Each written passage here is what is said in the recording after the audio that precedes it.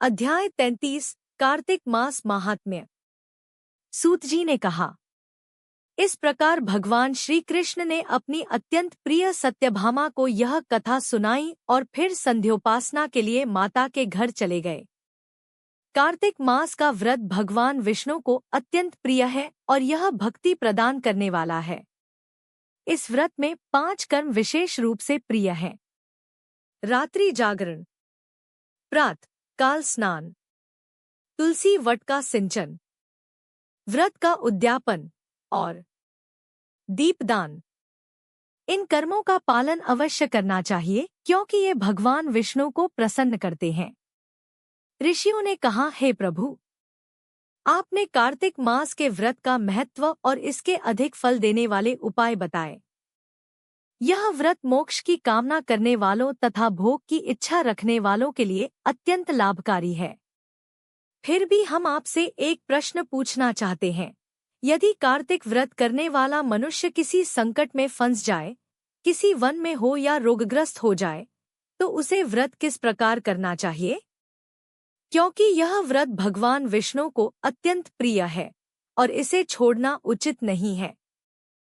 सूत जी ने उत्तर दिया, यदि व्रती किसी संकट में हो तो धैर्यपूर्वक पास के मंदिर में जाकर रात्रि जागरण करें। यदि घने वन में हो तो पीपल या तुलसी के वृक्ष के नीचे जागरण करें। भगवान विष्णु की प्रतिमा के सामने बैठकर कीर्तन करें। ऐसा करने से हजारों गायों के दान के समान फल प्राप्त होता है। कीर्तन में बाजा बजाने वाला व्रती वाजपेय यज्ञ का फल और हरि कीर्तन में नृत्य करने वाले को सभी तीर्थों में स्नान का फल प्राप्त होता है। यदि जल नहीं मिल सके या रोगी हो तो केवल भगवान विष्णु का नाम जपते हुए स्नान की तरह मार्जन करें।